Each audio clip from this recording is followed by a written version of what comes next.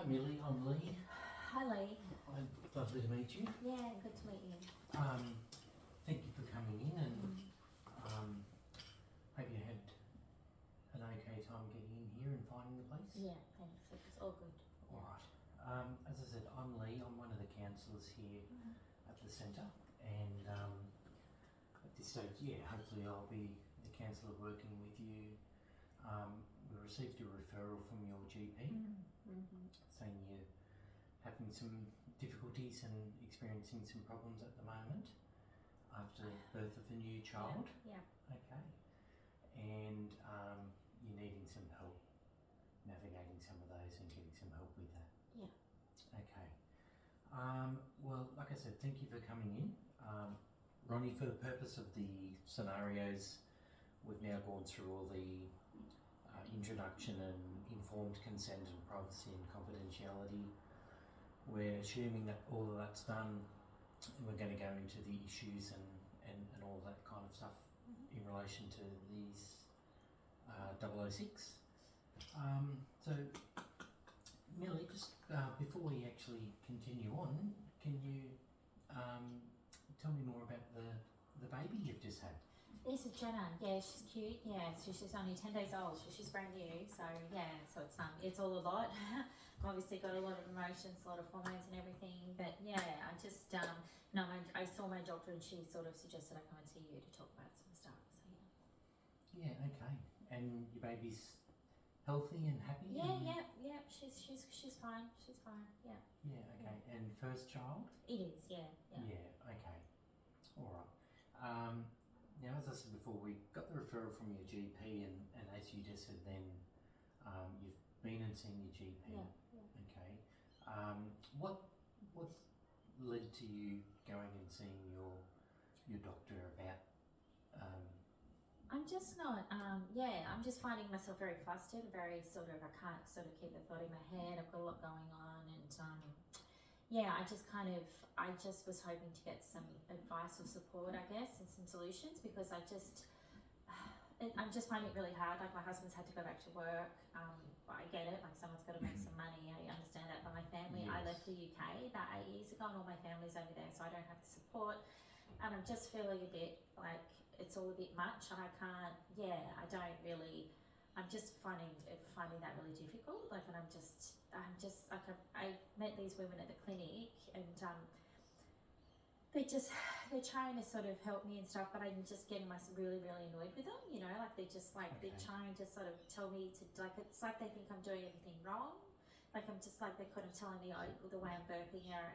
I'm just like, are you seriously? Like, one of them was saying, you need to sleep when your baby sleeps. And I'm thinking, well, you can, because your mum's there staying with. I can't do that because I'm worried something's going to happen to her. So I don't want to sleep, you know, because I just want to check she's all right while she's sleeping and keep my eyes on her. And my husband, like, I just feel like they've got an awful lot of, I'm thinking, are you kidding me? Like, I'd love to, but I can't. Like, they just have family support and I don't have it. I'm just feeling a bit frustrated. Yeah. No, and I can understand that. There's a lot of change. Yeah. And with the baby comes a lot of responsibility. Yeah. And you're having some difficulty perhaps coping with that and feeling a bit overwhelmed. Yes. I'm not in their situation, you know. I don't have the family and sisters and everyone to help out. It's just me when my husband's at work. So yeah. Yeah. So you're feeling you're not. It's a lot, It's you know. okay. It's a lot. Yes. Yeah, I understand. Anyway, I just thought maybe if I came to talk to you, you might be able to, I don't know, tell me what to do. Or I know these. Well, you know, there's. Sorry, keep going. Yeah, I know these women are trying to be supportive. I get that, and then I feel bad that inside I'm thinking, just stop. Like, they just make me feel like useless, like I'm doing everything the wrong way. Yeah. So yeah. No, I understand that. Even like you just said, even though you acknowledge they're probably and most likely trying to help you and offer advice. Yeah. It's with everything you're going through and feeling overwhelmed, and like you said before, worried all the time you're not doing it. You perhaps perhaps you're not able to receive it No. in the way that they're trying to No. give it. All right. So what I'd like to do for the rest of this session with you is, I think if we can just talk through again, all right, what the main issues are that you're experiencing that you'd like some help with. Then once we discuss those issues and identify them, we can then start to look at some of the options we have to try and work towards fixing and getting some help with those. Yeah. And there are options. Now, what I like to do to start with is chat with you, and if we can just kind of identify and agree on what those issues are with you. Now, with the referral that came in and chatting with you now, what I'd like to do is just confirm that I've got them recorded here properly. I'll just refer to that, and please excuse me for writing some notes. I like to make sure that we don't miss anything, and I've got it all written accurately. So the problems that you would like addressed and with help with is the fact that you're, not feeling you're being supported by your husband at the moment, and he says, I think you said before, previously, that everyone else is able to manage it, so you should be able to too. So you're feeling in general there's a lack of support from your husband, and it's potentially affecting your marriage. All right. The issue of like not having your family here, living near you, and to be able to support you. You said your family's still back in home in the UK, and you've been living over here for about 8 years now. And now you've got this wonderful experience in your life now of having a new baby, but essentially feel you're on your own, and you would like to get their support.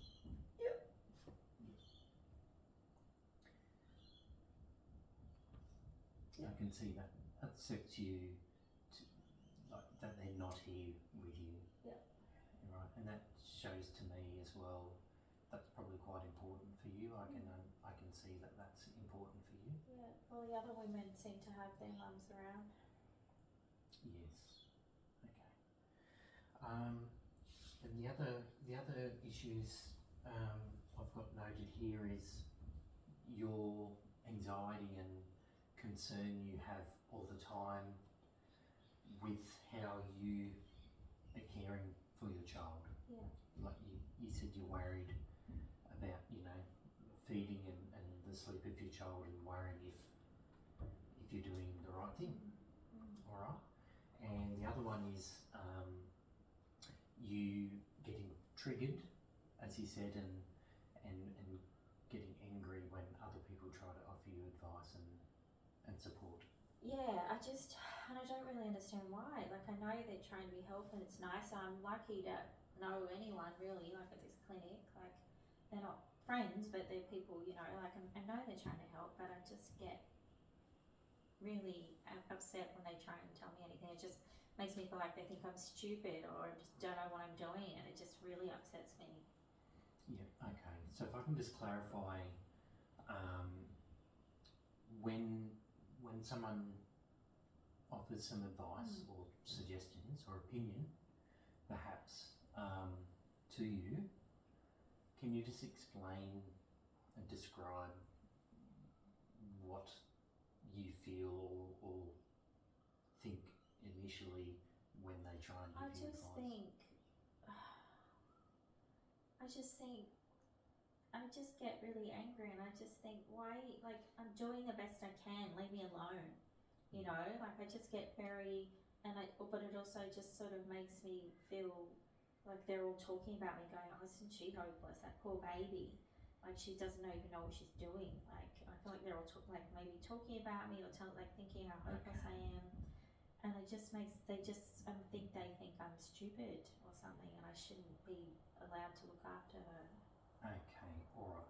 So I think what it sounds to me that you're saying is when someone gives you advice, you are thinking that they're telling you because you think they think you're stupid or don't know what you're doing. Yeah, that's how I feel. That they're thinking.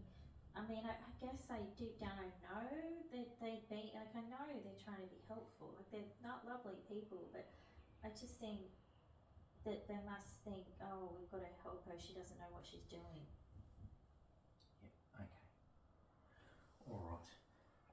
So just while we're on the topic at the moment of those issues we've just re-identified and clarified, thank you for that. What I'd like to do now is invite you to help me. I find it's important that we prioritise the issues. Kind of, I like to refer to it as like a ranking system.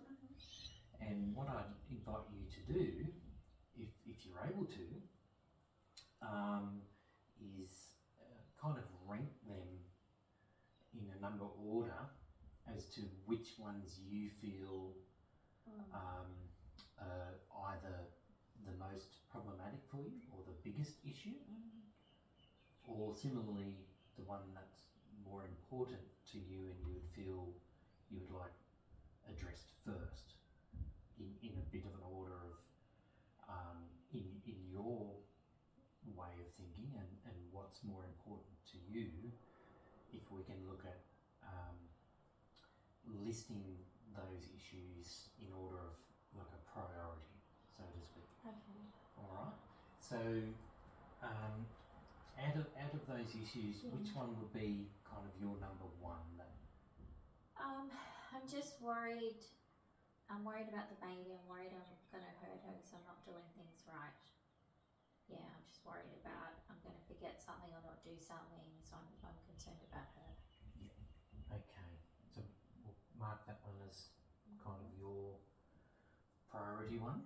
All right. Now, just in relation to that issue, can you help me define that and kind of explain to me when you're with your baby and you're worrying about if something's going to happen if you're doing it right, can you just explain to me and describe how that kind of impacts you at the time or what effect that has on you?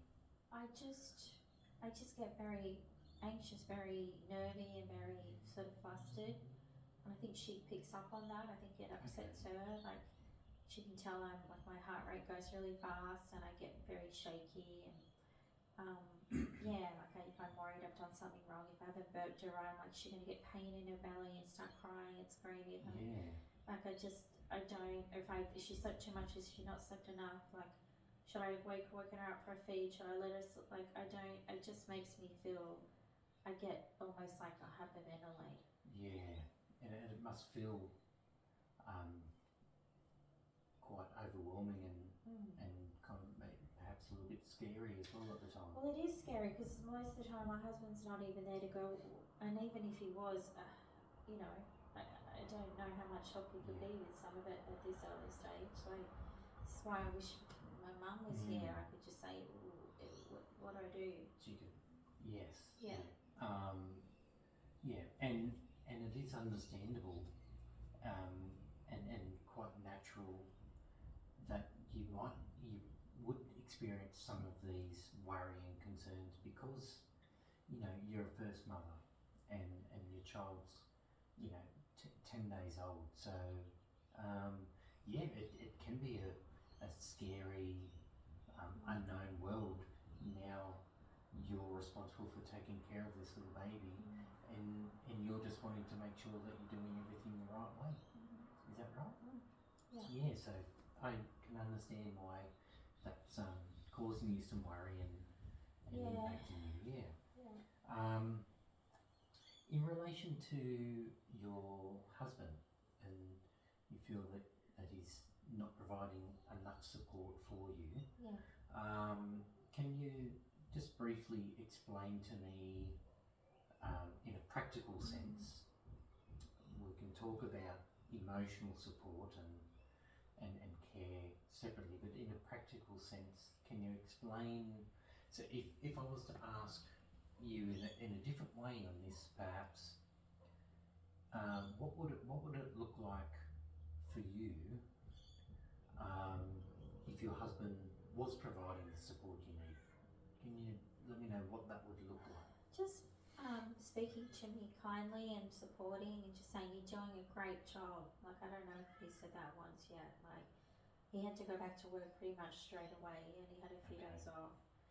And then, yeah, like when he gets home and I'm sort of exhausted and tired and I'm running on adrenaline, and he'll just say, what's wrong with you? Like, everyone else seems to manage okay. Like, what's wrong? Like, he doesn't seem to get it. I think he thinks I'm being almost hysterical, and just like it should be something that comes naturally for women.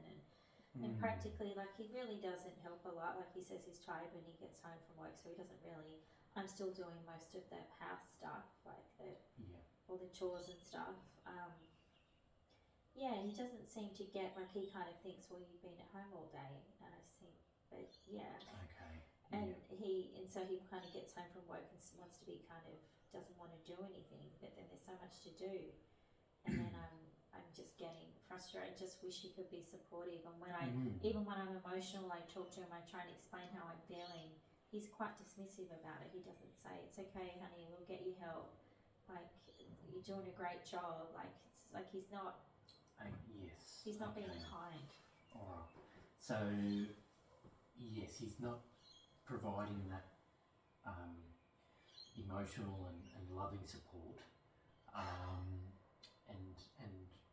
from what it sounds as well, he's not providing support like in other responsibilities away from the child, like house responsibilities. He could just hang out some washing or bring home some takeaway or something, like just something to just chip in and help. And he even went for beers with his mates the other night after work, and I thought, you're kidding me. We've got a brand new baby. Like, what are you doing? Like, I just, I don't get it. Yeah. No, and I can understand with that feeling and that sense of no support. I can understand that that's certainly going to cause you stress and more concern there. It's quite important for you to have that support. In relation to your family support, just so I can clarify that, how would you see that? What form of support do you see from your family that could help you feel better and feel more supported by them? What would that look like? I mean, in an ideal world, I wish they would. I just wish they could get on a plane and come over, but it's just not possible at the moment. Yeah, so I'm just really. Would you like a tissue? I'm okay, thank you. Well, there's just tissues there if you'd Thank like. you. Right. Yeah, I just wish. But take your time. I'm here for you. Yeah, I just wish they could. They can't do that. I mean, they're great. They're lovely. Like, they've been checking in. We've done some FaceTime. It's not the same, though. It's not the same. Like, yeah, it's just not the same. It's not.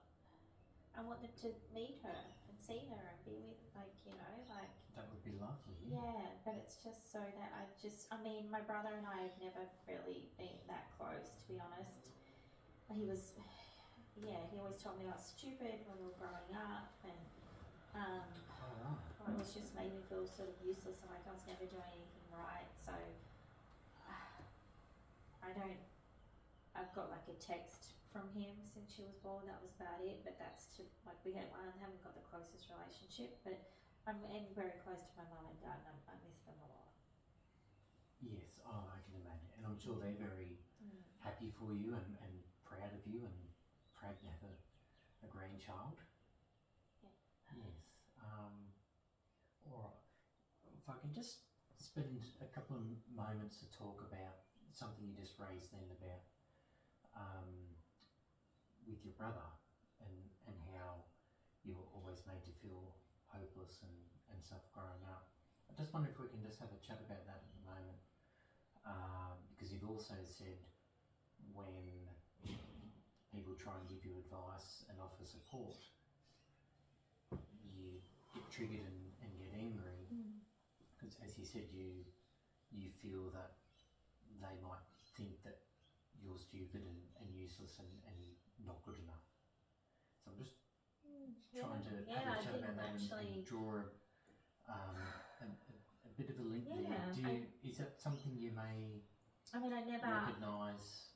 Now that you pointed out, like I never really thought about it, but I guess that feeling I have when they try and tell me something to do with Jenna, like I guess I do get a bit that feeling that I used to get with my brother, because thought he was good at everything and was really happy to tell me that I wasn't doing something right, or I should do it this way instead. Why are you doing it that way? And he'd actually call me stupid a lot. Okay. So like, I hadn't really thought about it, but I guess some of those same feelings are what I'm feeling now. Yeah. So as you just described then, but would you say you get the same feelings? Yeah, just I get like at that moment. Yeah, like just sort of angry and my heart races and I just get I just hate it. I just feel stupid. Yeah. Okay. All right. And you mentioned earlier as well that you were bullied throughout school as well. So again, over a period of time growing up, you weren't made to feel really good about yourself? No. Yeah, school was crap. What can I say? I was just like, for whatever reason, the other girls just didn't like me, so it was pretty crap. Okay, all right. I'm sorry to hear that happen when you were younger. All right. So what I'd like to do now that we've got listed our issues there in priority, what I'd like to do now is start to have a bit of a discussion with you and start to look at some options that are available to us to use to help us try and address some of these issues. But in relation to that, for us to select and for me to present those options to you, the most suitable and appropriate ones, I just want to have a quick chat about the importance and the benefits of setting up some goals.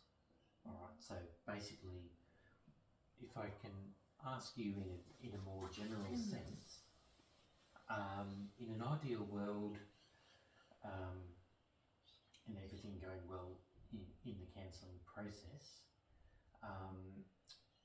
what would you hope to achieve by the end of the counselling process? I'd like to have some support in place somehow. Whether that's support I've paid for or through a group or just some kind of support, some help.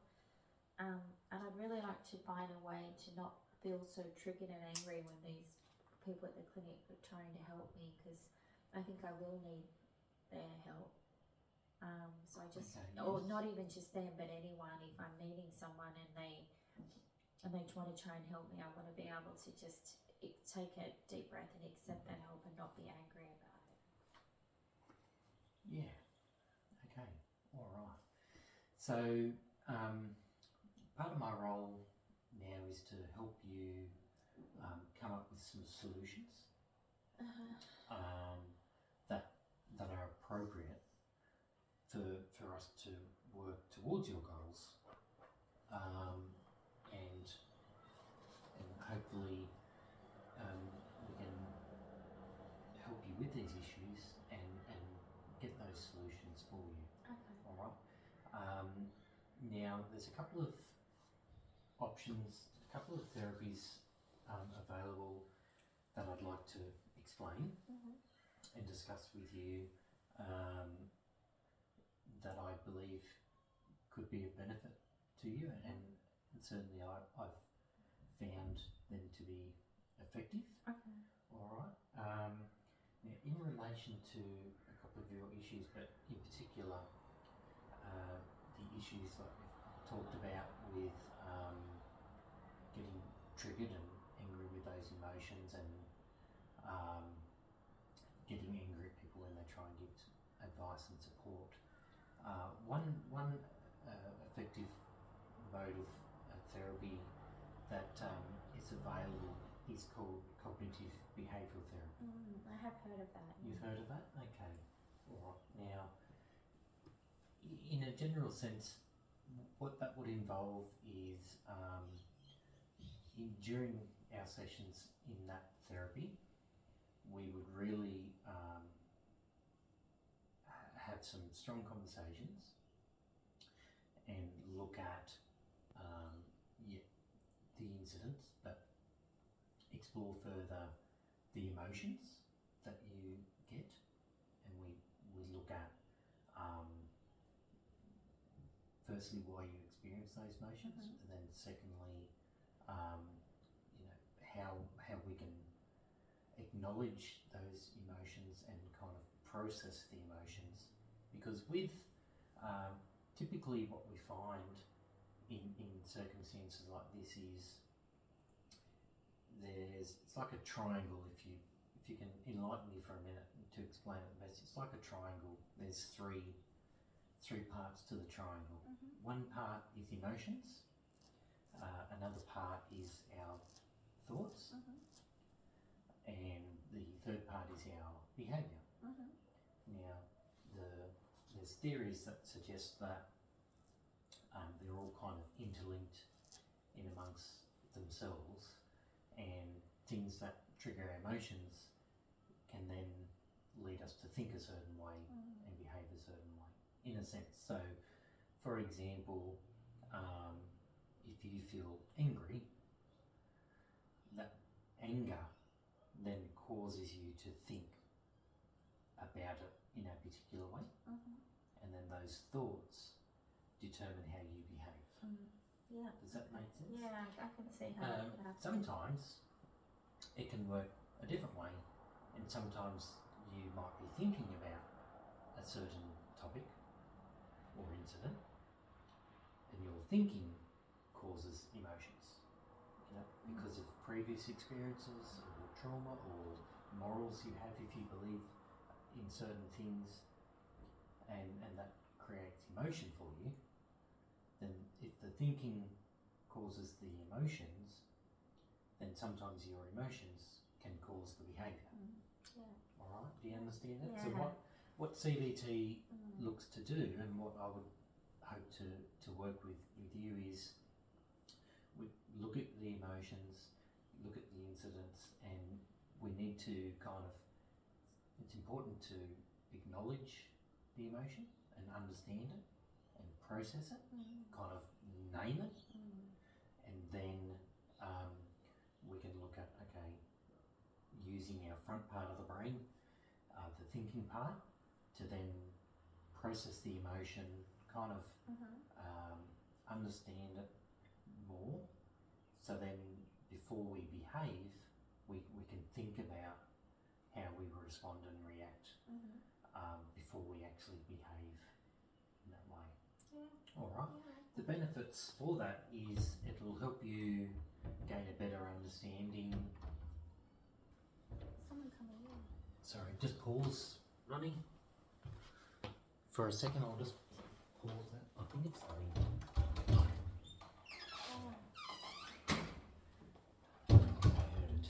No. Sorry for the interruption. No, it's fine. Just reconsider. So the benefits of CBT then is, if we can understand the emotions and actually learn how to receive the emotion, understand it and process the emotion, we can then be in a little bit more control of our thinking, particularly when we're in incidents or events when our emotions are higher. If we can kind of in a lack of a better word, control or contain those emotions so that we can still think and make rational decisions, then that can in turn allow us to make better choices about our responses or behaviour. Well, that would be good because I'm not being rational when these women are trying to help me. Like I just feel very irrational the way I respond. Okay. All right. Well, that's great that you recognise that. So you've got some good self-awareness there already. That's great. Yeah. So the benefits there are, and it will help us.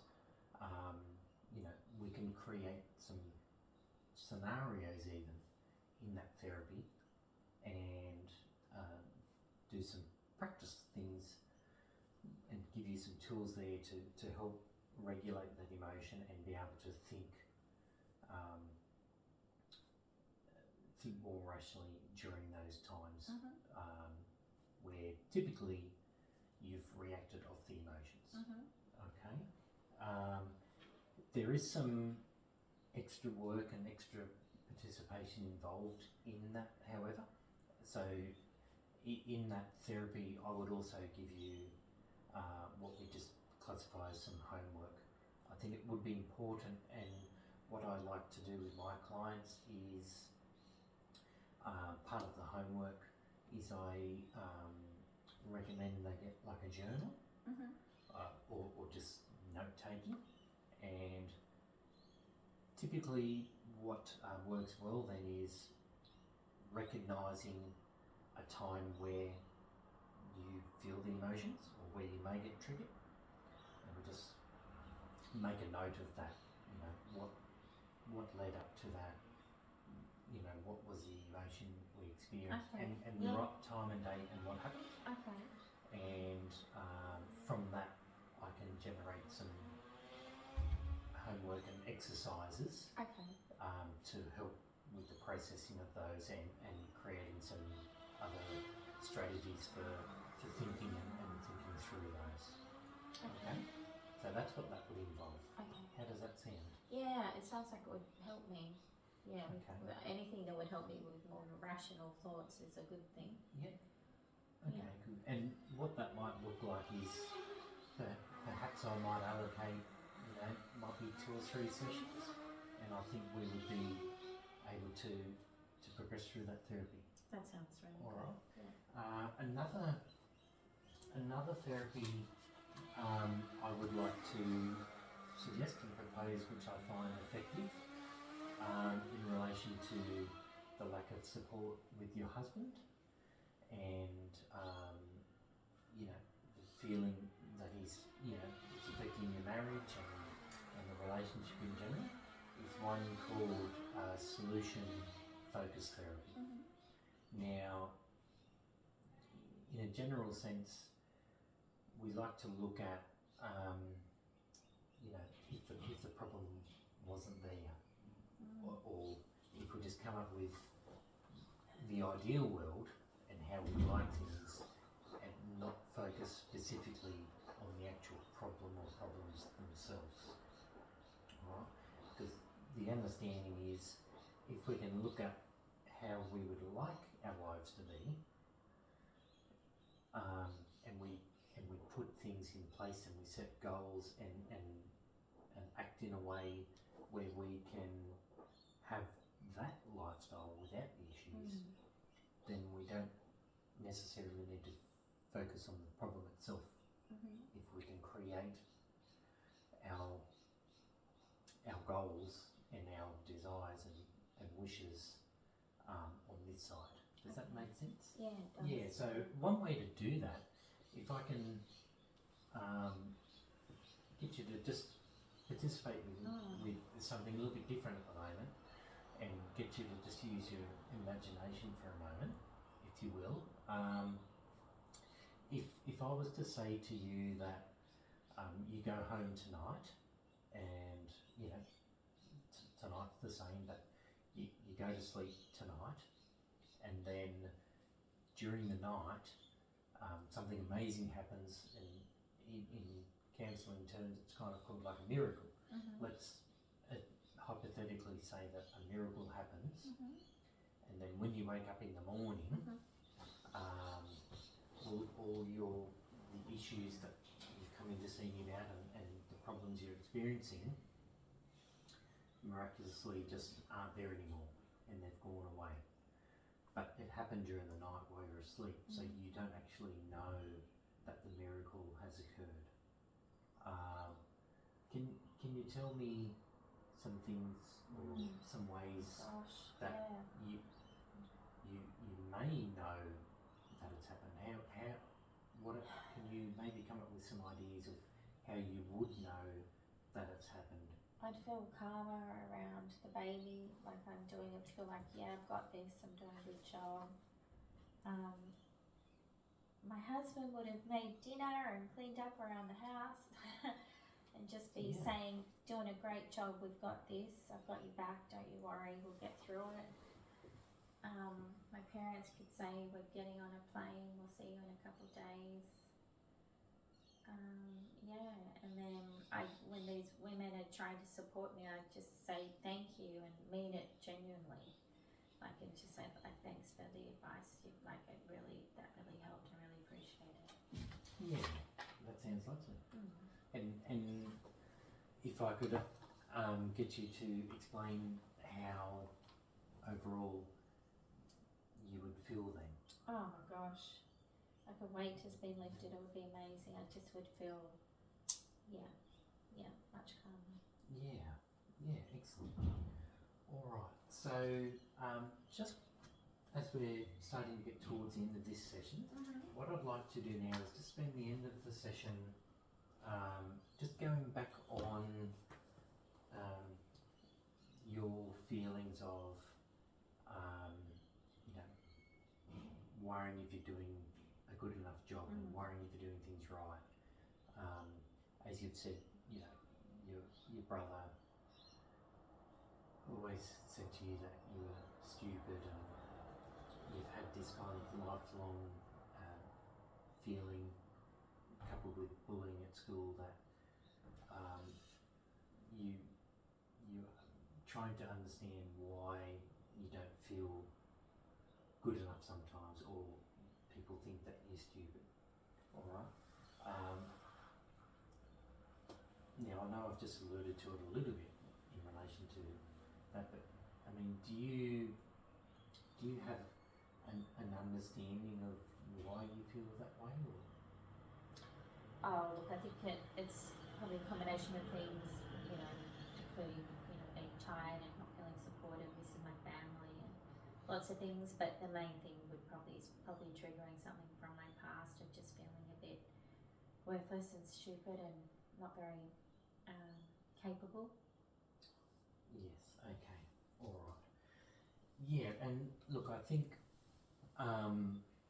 it's important for you to kind of understand that as a child growing up, being bullied in school can have an impact on your self-esteem, the way you perceive yourself, and no doubt as a child growing up, if people tell you so many times you're stupid, you're hopeless, or things of that nature, particularly when you're younger and vulnerable, you can actually believe those things. You know? And if you're made to feel that way growing up, particularly in important parts of your life, during certain parts of our life, we go through different development stages. Particularly in school and growing up with brothers, that's when we can really, the stages there in life where we generally try to develop our sense of identity and our perception of who we are as a person. Unfortunately, in your case, growing up through the bullying at school and your brother, part of you developing who you are and how you see yourself has been developed by the way you've been treated and being told so many times that you're useless and hopeless and stupid. All right. So you've and that then can have long-lasting effects into adulthood with you know, some anxiety and being worried about what other people think of us if you don't feel, Yeah. you know, you may even recall times in your life where you may lack confidence in just going out and doing what you want to do. And in general, can I ask you if you've had in general like a low self-esteem at all? Generally, yeah. I mean, it's definitely gotten worse since even being pregnant. Okay. But yes, it hasn't been great. Yeah.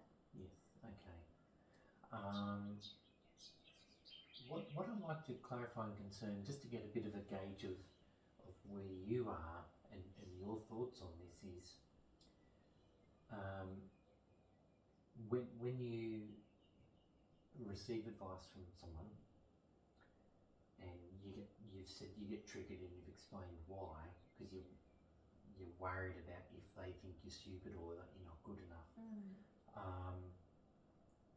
Do you actually think or believe that people think you're stupid, or are you aware that it's just something you think?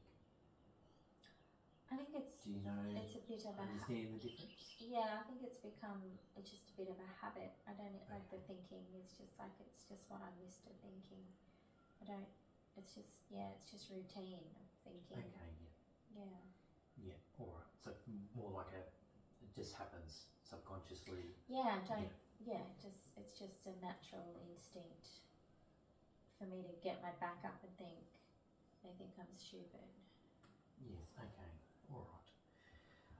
All right. So what I'd like to do in the next session, before we finish up, is propose that we get started on some of the CBT work, and we'll start addressing some of that. Okay. All right.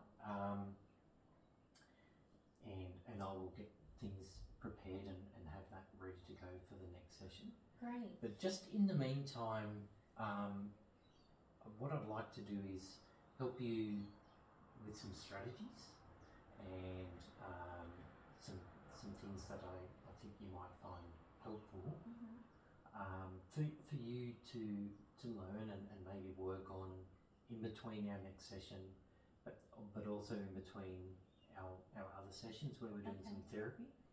I've got some really good strategies that can just help you hopefully feel better and maybe help with a bit of coping in the meantime while we work on some of these things. How does that sound? Yeah, that sounds good. All right. Just to get a bit of an idea, so if I can just confirm, what avenues of support do you have at the moment? Well, the people at the clinic that I can go to, at the hospital, there's always someone there, like women there and other new mums. It's not really a support group as such, but there's other people there who are going through what I'm going. Well, not exactly, but yeah. Okay.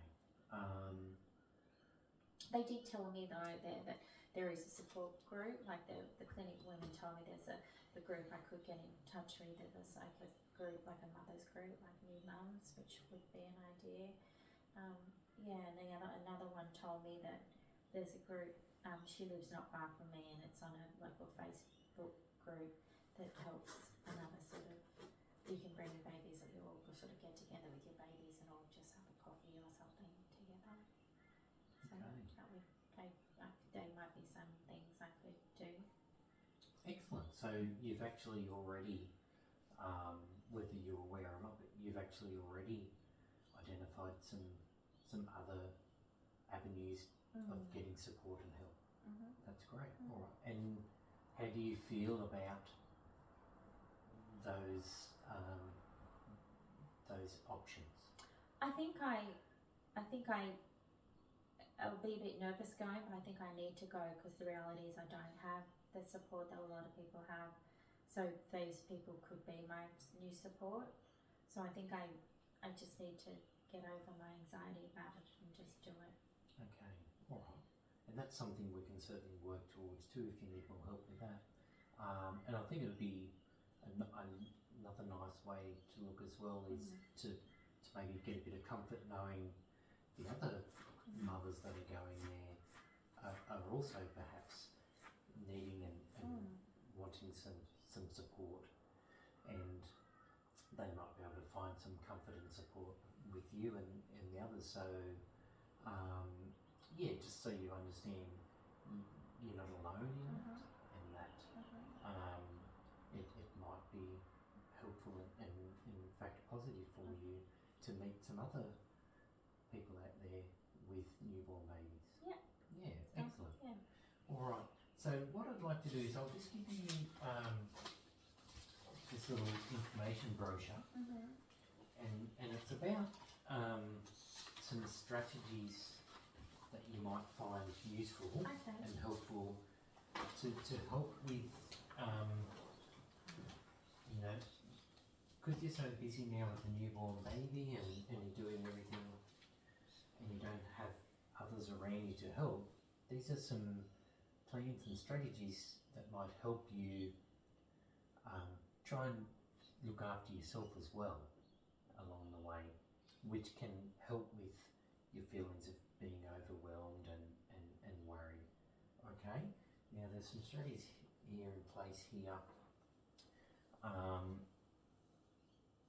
and I'll provide that for you. It's pretty self-explanatory, but just where you can, even just things like trying to take some time for yourself and making sure that you know you're eating properly, and if you can get some, you know, a little bit of time to yourself somewhere to do some exercise or relaxation, that can be very, very beneficial mentally but physically for you as well.